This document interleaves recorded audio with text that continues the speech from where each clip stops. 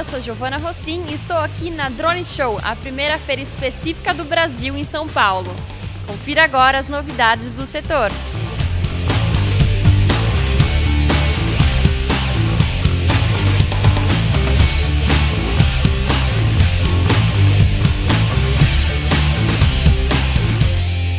Aqui do meu lado está o Coronel Ciro Cruz, do DCEA, que participou da palestra de abertura da Drone Show sobre a nova regulamentação das aeronaves remotamente pilotadas. Coronel, a primeira pergunta, vamos desmistificar esse papo de que não existe uma regulamentação específica para as aeronaves remotamente pilotadas, chamadas drones popularmente. Exatamente, Giovana. Então, como representante da Força Aérea do DCEA, que é responsável pelo controle do tráfego aéreo no Brasil, desde 2009 a gente já tem uma regulamentação específica para o voo das aeronaves remotamente pilotadas, chamadas aqui de drones. Ela foi atualizada em 2010 e vai sofrer uma nova atualização esse ano ainda. Legal. E em que momento alguém que quer operar a partir de agora legalmente essas aeronaves deve procurar o DCEA? O que deve saber e de que maneira fazê-lo? Bem, é importante, na aviação não é só o Departamento de Controle de Espaço Aéreo que regula. É importante que quem deseja operar procure a Agência Nacional de Aviação Civil para poder certificar a sua aeronave, habilitar o seu piloto, certificar a operação em si. Como ela é pilotada à distância, é importante também que seja autorizada pela Anatel, o link, e depois tem que procurar o DCEA, que é quem autoriza os voos em si. Então o acesso ao espaço aéreo ele é feito da seguinte forma. O DCEA ele tem alguns órgãos regionais, são divididos pelo país, cada um tem sua área de responsabilidade, então é importante que o operador conheça onde ele vai operar, quem é o órgão responsável. Quantas são essas regiões? São 5 regiões principais. Então a gente tem o Sindacta 1 que fica em Brasília, o Sindacta 2 em Curitiba, o Sindacta 3 em Recife e o Sindacta 4 em Manaus. O SRPV São Paulo, que é o Serviço Regional de Proteção ao Voo, cuida dessa área mais movimentada entre Rio e São Paulo. Então esses são os 5 órgãos que a gente tem disparado pelo país, que são os responsáveis por emitir as autorizações para os voos. Tá legal. Então, eu gostaria de saber, do ponto de vista do DCEA, o que seria um voo seguro, uma pilotagem segura?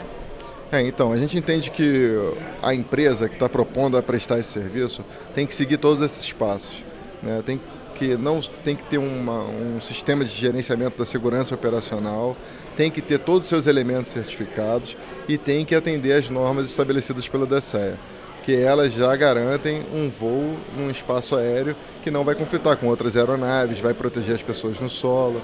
Então a gente entende que seguindo as normas, a empresa vai ser robusta o suficiente para dizer, eu sou uma empresa legal, posso oferecer esse serviço. Certo. E existe uma particularidade dentro da lei, que são as aeronaves autônomas. Então, o que seriam essas aeronaves e por que elas são proibidas aqui no país? Na verdade, a gente proíbe as aeronaves que são totalmente autônomas. A gente entende que um certo grau de autonomia existe nesse tipo de aeronave, né? Então, pode haver uma programação de pilotagem. O que a gente requer é que tenha sempre um piloto responsável capaz de intervir a qualquer momento. Veja só, se programa um voo totalmente autônomo, em que a aeronave vai voar durante um certo tempo em uma determinada área, em que aconteça alguma coisa em que precise que a aeronave pousa. Aí o piloto vai falar, não posso fazer nada porque ela já foi programada, está totalmente autônoma e eu não tenho como mexer. Isso é que a gente não quer. A gente quer que tenha a capacidade de intervir a qualquer momento, ou seja, o piloto ele é o responsável, é o piloto em comando, que tem as suas atribuições e é o responsável pela condução segura desse voo. Legal. Então, a partir da nova regulamentação, que em breve deve ser publicada, o que vai mudar para o DCEA? Quer dizer, até então, devem ter ocorrido algumas particularidades, problemas eventualmente no espaço aéreo. Então, qual que é a importância dessa regulamentação para o DCEA? Não, a documentação nova que virá, ela continua com um certo grau de rigidez. O que a gente conseguiu fazer foi flexibilizar um pouco para as aeronaves que são menores, para voarem a alturas mais baixas. Então a gente conseguiu flexibilizar para poder fomentar um pouco mais a indústria. Mas assim, próximos de cidades, perto de aeroportos, ainda vai haver uma rigidez, porque a gente entende que outros passos tecnológicos têm que vir para garantir uma operação segura nessas áreas. Até agora, o DCEA teve sérios problemas com esses drones no espaço aéreo sem autorização? Infelizmente nós tivemos sim. né? A gente tenta, um dos caráteres dessa nova legislação ela tem um caráter educativo, que é mostrar um pouco de toda a legislação. Mais de 90% das pessoas que pretendem voar com aeronaves remotamente pilotadas no país hoje não são do meio da aviação, então não conhecem fraseologia, meteorologia, as regras de tráfego aéreo. Então a gente está tentando trazer isso. Mas infelizmente nesse meio tempo houve realmente algumas infrações que a gente teve que tratar, né, algumas até que entendemos que foram graves, né, mas foram tratadas pontualmente.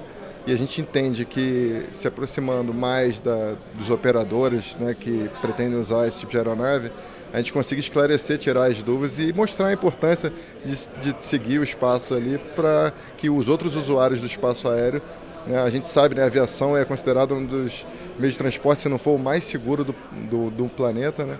Então a gente não pode reduzir esse nível de segurança, né, tem que se manter alto. Um ponto que o senhor levantou na palestra é que cerca de 90% dessas aeronaves aqui no país, elas estão na categoria 3, ou seja, abaixo de 25 quilos, né? Então, qual que é a expectativa para vocês em relação a essa categoria? Assim, a gente fez um cronograma de ações, né? Nesse primeiro cronograma, a nova legislação, ela viabiliza um pouco mais esse tipo de operação, né, para aquelas aeronaves que são pequenas, que a gente entende menores de 25 quilos, que foi a classificação que a ANAC deu como classe 3. Né. A gente chegou a flexibilizar um pouco também para quem opera uma aeronave bem menor, de 0 a 2 quilos. Essa legislação é para quem opera para um fim que não seja recreativo. Né. Aqueles que operam com um fim recreativo, existem as regras de aeromodelismo, que são diferentes, tá, que a gente também deve revisar, agora é um dos próximos passos que a gente deve seguir. Deve revisar essas normas para que também essa atividade também seja conduzida de maneira segura. Legal. Então, quem tem o drone como um hobby segue uma linha dessa nova regulamentação, mas ela é encaixada na categoria de aeromodelo. Exatamente. Se for usado para fim recreativo, a gente entende que é um aeromodelo e tem que seguir as regras do aeromodelismo. Existe a Confederação Brasileira de Aeromodelismo, existem áreas específicas para esse fim, né? Mas não é o que a gente está tratando aqui no momento. Aqui no momento a gente está tratando para fim não recreativo, que seja fim comercial, fim corporativo ou para segurança pública, enfim, é isso que a gente está tratando aqui. Essa é a diferença principal. Perfeito. Então, a última pergunta, Coronel, é sobre o alinhamento do Brasil com as leis internacionais. Então, como está sendo o diálogo a respeito dessas leis? Bem, o Brasil é o único país da América Latina que faz parte do grupo que faz esses estudos dentro da Organização de Aviação Civil Internacional, sediada em Montreal, no Canadá. Então a gente tem até uma certa liderança nesse sentido de regulamentação na nossa região. Né?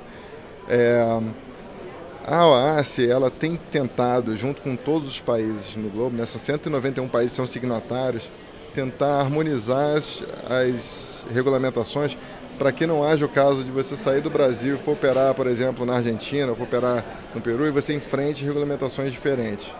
Claro que regulamentações muito específicas, por exemplo, de aeronaves pequenas, ela deixou claro que isso caberá a cada estado regular conforme a sua soberania, como ele acha que deve ser regulamentado. Porém, por exemplo, se a minha aeronave é registrada aqui no Brasil, ela será aceita num outro país que também é signatário da OASI? Sim, então a gente está trabalhando com isso, está trabalhando nas regras que cruzam fronteiras. Então tem um escopo um pouco maior, mais amplo, assim, né, que impacta em todos os países. Então é isso, Coronel. Muito obrigada pela palestra e entrevista. Espero que o senhor aproveite a feira e nos vemos na próxima. Eu que agradeço a oportunidade, o DCE está de portas abertas para sugestões. Tá? Como eu falei na palestra, a documentação nova é um documento vivo, ou seja, está aberta a sugestões se a gente tiver que adaptar ele para uma realidade que seja mais conveniente para o Brasil. O importante realmente é manter o alto nível de segurança. Obrigado.